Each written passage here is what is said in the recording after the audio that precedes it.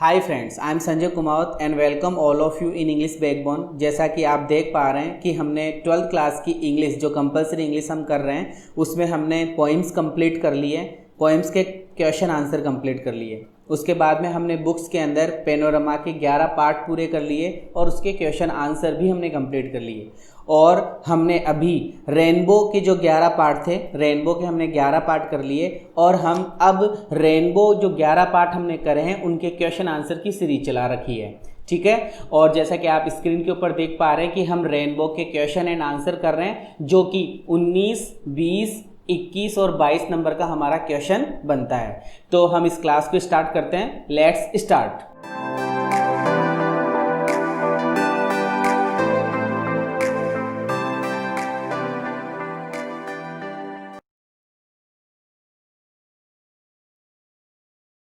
कि how does the author prove, कि हमारा जो लेखक है वो कैसे प्रूव करता है दैट की फिक्शन, रोमांस एंड पोइट्री की जो बुक्स होती है, फिक्शन की बुक्स, फिक्शन का मतलब होता है उपन्यास, रोमांस और पोइट्री की जो बुक्स है वो साइंटिफिक वर्क के बराबर है या साइंटिफिक बुक है।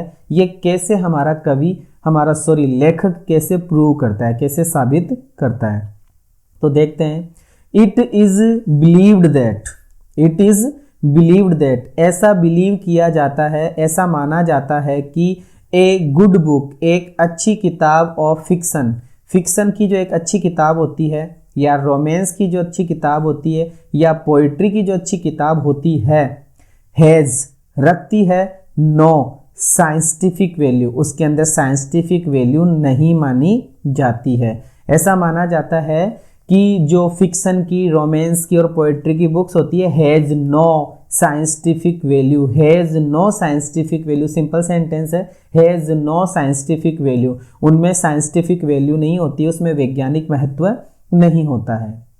There are no scientific principle, फिर से वही सेंटेंस है, देयर से बना रहे हैं अब की बार, कि there are no scientific principle, कोई भी वैज्ञानिक सिद्धांत नहीं है, विच हैव, जो रख सकता या जो रखता है, देयर इम्पैक्ट, अपना इम्पैक्ट, इम्पैक्ट का मतलब होता है प्रभाव, जो अपना प्रभाव रखता है, इन इट्स कंपोजिशन, इसके कंपोजिशन में, इसके लिखते समय, कि there are no scientific principles, हमें बताया जा रहा है फिक्शन, रोमांस और पोइट्री के लिए कि there are no scientific principle, कोई साइंटिफिक प्रिंसिपल नहीं लगता है, विच हैव देयर इम्पैक्ट, जो इम्पैक्ट डाल सके इसके कंपोजिशन के, इसके कंपोजिशन के ऊपर, इसके लेखन के ऊपर। बट, लेकिन, द ऑथर, हमारा जो ऑथर है, हमारा जो लेखक है, वो थिंग्स, सोचता है, अदरवाइज, दूसरे तरीके से, लेकिन हमारा लेखक दूसरे तरीके से सोचता है। ही सेज दैट, वो कहता है कि every book is worth reading, प्रत्येक बुक क्या होती है, वर्थ रीडिंग होती है। वर्थ रीडिंग का मतलब पढ़ने योग्य होती है, कीमती होती है, कि every book is worth reading, प्रत्येक बुक पढ़ने योग्य होती है। और प्रत्येक बुक कैरीज, कैरीज का मतलब रखती है, ले जाती है, सेम अमाउंट, सेम अमाउंट का मतलब एक समान मूल्य भाव रखती है, सेम अमाउंट कीमत रखती है, वैल्यू रखती है, that A scientific book does, जैसे कि साइंटिफिक बुक, साइंटिफिक बुक का मतलब वैज्ञानिक बुक जितना रखती है प्रभाव, इम्पैक्ट, उतना ही एवरी बुक रखती है। ये हमारे लेखक का मानना है। दो, यद्यपि इट्स वैल्यू, हाँ मान सकते हैं कि जो किताबें होती हैं उनकी अलग अलग वैल्यू होती है, डिफरेंट वैल्यू होती है, दो इट्स वैल्यू इज डिफरेंट, यद्यपि इसकी वैल्यू क्या होती है, डिफरेंट होती है, अलग अलग होती है। ही बिलीव्स, हमारा लेखक बिलीव करता है कि a good book of fiction, a good book of romance या a good book of poetry, poetry की एक अच्छी सी किताब, रोमांस की एक अच्छी सी किताब या फिक्शन की एक अच्छी सी किताब इज, है, ऑल्सो ए साइंटिफिक वर्क, एक वास्तव में वैज्ञानिक काम है, बिकॉज, क्योंकि इट इज कंपोज्ड, क्योंकि इसका कंपोजिशन किया जाता है, इसको लिखा जाता है according to the best principle, क्योंकि इनको भी बहुत बहुत अच्छे अच्छे सिद्धांतों के माध्यम से लिखा जाता है। एक बार फिर से देख लेते हैं।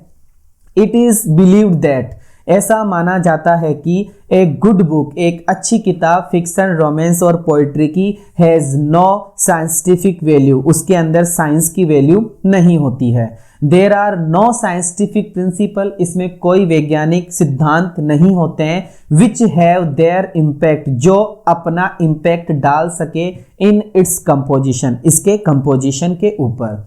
बट द ऑथर, लेकिन जो हमारा लेखक है, थिंक्स अदरवाइज, वो दूसरे तरीके में सोचता है। ही सेज दैट, वो कहता है कि एवरी बुक, प्रत्येक किताब इज वर्थ रीडिंग, प्रत्येक किताब पढ़ने योग्य होती है। And carries the same amount of value, और उसमें वैल्यू का सेम अमाउंट, सेम मात्रा होती है।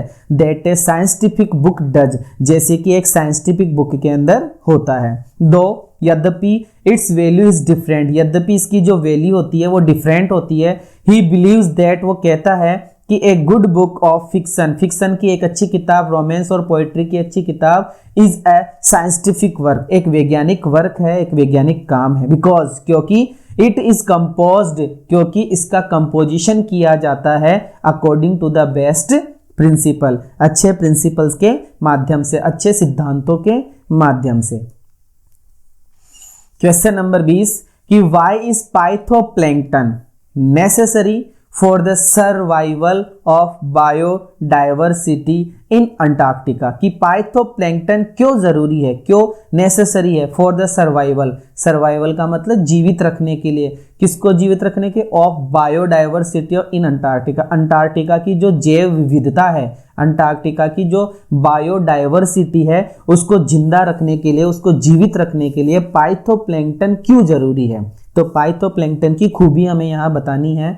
तो हम देख सकते हैं, लिखा हुआ है कि पाइथोप्लैंक्टन नाम की जो घास है, हमें बताया जाता है कि पाइथोप्लैंक्टन इज स्मॉल सी ग्रास, ये समुंदर की, स्मॉल मतलब छोटी, सी मतलब समुंदर, ग्रास मतलब घास, ये समुंदर की एक छोटी छोटी घास होती है। दिस सिंगल सेल्ड, अब इस लाइन से हमें इतना पता चल गया कि ये एक कोशी की होती है, एक सेल की होती है, सेल मतलब कोशिका, एक सिंगल कोशिका की होती है, एक सिंगल कोशिका का ये प्लांट है, ये पौधा है। यूजेस, जिसका उपयोग, जो उपयोग करता है द सन्स एनर्जी, ये सन की एनर्जी लेता है, ये सूरज की रोशनी लेता है।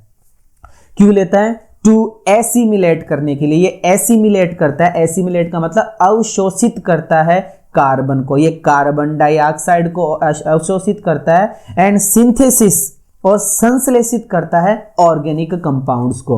ऑर्गेनिक कंपाउंड्स आपको याद रखना है कि ऑर्गेनिक कंपाउंड्स को तो सिंथेसिस करता है और कार्बन डाइऑक्साइड को एसिमिलेट करता है, कार्बन डाइऑक्साइड को एसिमिलेट करता है और ऑर्गेनिक कंपाउंड्स को सिंथेसाइज करता है।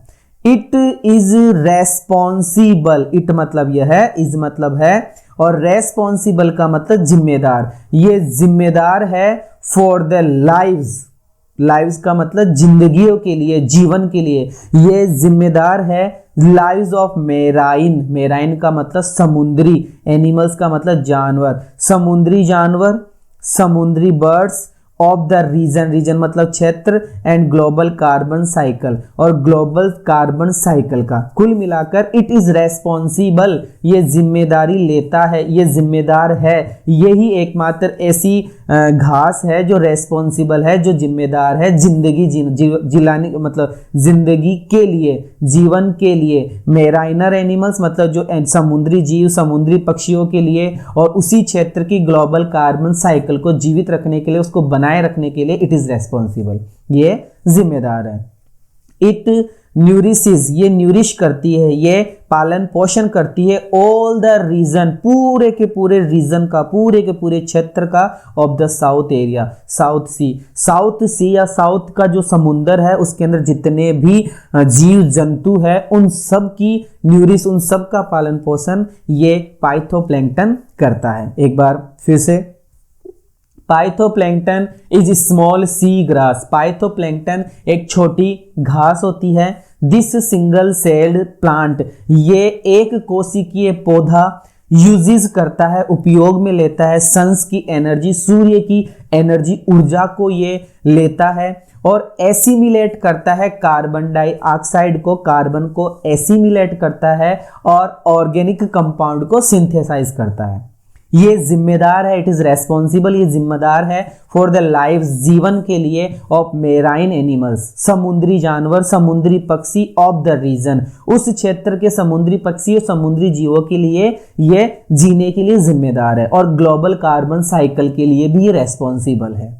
इट नरिशेस, ये नरिशेस करता है, ये पालन पोषण करता है all the region of the south sea, south sea का जितना भी क्षेत्र है उस क्षेत्र के अंदर ये हर एक प्रकार का क्या करता है, पालन पोषण करता है।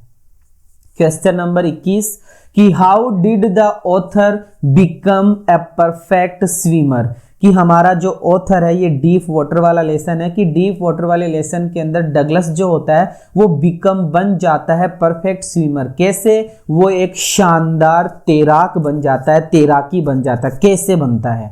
तो आंसर हमारा होगा कि द ऑथर, जो ऑथर है, हायर्ड, हायर्ड का मतलब किराए पर लेता है, किराए पर लेने से मतलब है कि एक व्यक्ति को पैसे देता है और उससे सीखता है। तो द ऑथर हायर्ड, हमारा ऑथर हायर करता है एक इंस्ट्रक्टर को, एक सिखाने वाले को हायर कर लेता है।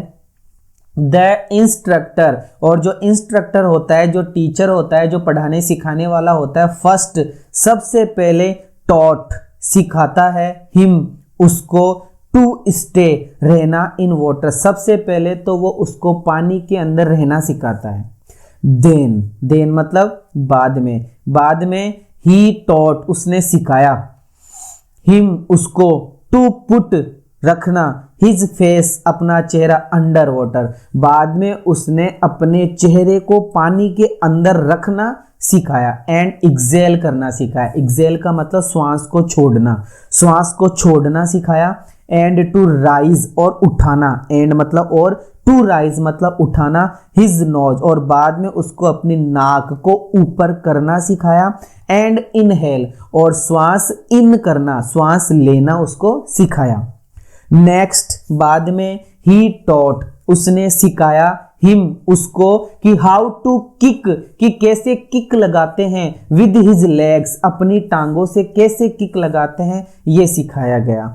10 इस प्रकार ग्रेजुअली, ग्रेजुअली धीरे धीरे ही बिकेम ए स्विमर, वो एक परफेक्ट स्विमर बन गया, तैराकी बन गया। दोबारा से देखते हैं। The author hired N instructor, author ने एक इंस्ट्रक्टर को हायर कर लिया, और जो इंस्ट्रक्टर था, जो सिखाने वाला था, जो टीचर था, फर्स्ट टॉट हिम सबसे पहले उसको सिखाया था टू स्टे इन वाटर पानी में रहना, बाद में उसने उसको सिखाया था to put his face under water, under water पानी के अंदर, अंडर वाटर पानी के अंदर अपना चेहरा रखना उसको सिखाया था। एंड एक्सेल और श्वास छोड़ना उसको सिखाया। And to rise his nose, और बाद में उसको अपनी नाक बाहर निकालना सिखाया। एंड इनहेल और श्वास लेना उसको सिखाया था। नेक्स्ट ही टॉट हिम, आगे उसको उसने सिखाया था कि how to kick with his legs, अपनी टांगों से कैसे किक लगाए। और 10 इस प्रकार ग्रेजुअली धीरे धीरे ही बिकेम, वह बन गया ए परफेक्ट स्विमर या ए स्विमर, वो एक स्विमर बन जाता है।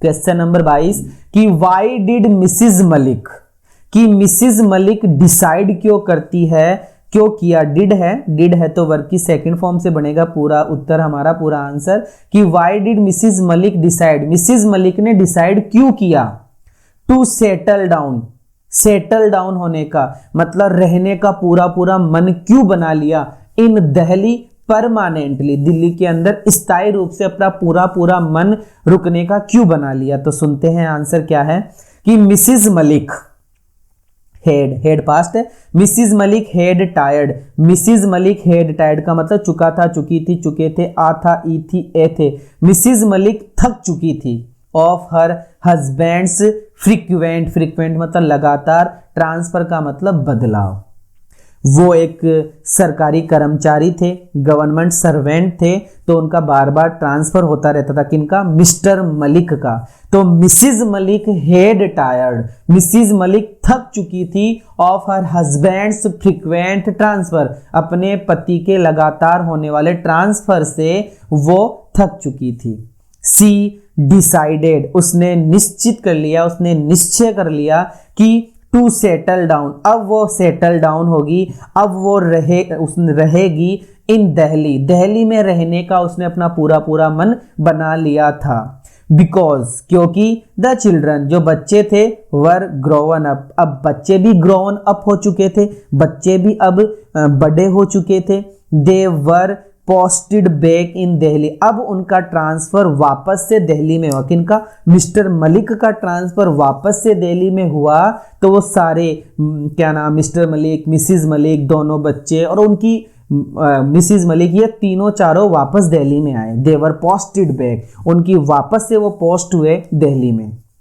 सी थॉट, मिसिज मलिक ने सोचा, बिल्डिंग ए हाउस, कि अब क्या बनाया जाए? बिल्डिंग ए हाउस, अब एक घर बनाया जाए, ऐसा मिसिज मलिक ने सोच लिया। सी वांटेड, वो चाहती थी, टू स्पेंड, बिताना, हर डेज, अपने दिन, इन हर न्यूअली बिल्ट हाउस, अपने नए बने हुए घर में वो अब अपना समय बिताना चाहती थी। तो ये सोच कर उसने परमानेंटली ये सोच लिया कि अब मैं दिल्ली में ही रहूंगी। तो Mrs Malik had tired of her husband's frequent transfer, Mrs Malik अपने पति के फ्रीक्वेंट ट्रांसफर से थक चुकी थी। She decided to settle down in Delhi, उन्होंने दिल्ली में रहने का मन बना लिया था, क्योंकि बच्चे भी अब बड़े हो गए थे और देवर पोस्टेड बैक इन दिल्ली, उनका वापस से दिल्ली में पोस्टिंग हुई थी। तो सी थॉट, उसने सोचा कि बिल्डिंग ए हाउस, एक घर बना लिया जाए। और she wanted to spend her days, और वो अपने दिन बिताना चाहती थी इन हर न्यूअली बिल्ट हाउस, अपने नए बने हुए घर में। Thank you so much. अगर आपको ये सब सीरीज अच्छी लग रही है तो इसको पूरे हर जगह फैलाओ, हर किसी को शेयर करो, आपके रिलेशन में इधर उधर जो भी 10th और 12th में पढ़ने वाले बच्चे हैं उन सबको ये शेयर करो, ताकि ये आगे से आगे बढ़ता रहे और मुझको मोटिवेशन मिलती रहे। Please subscribe it, share it, like it, comment it. Thank you so much.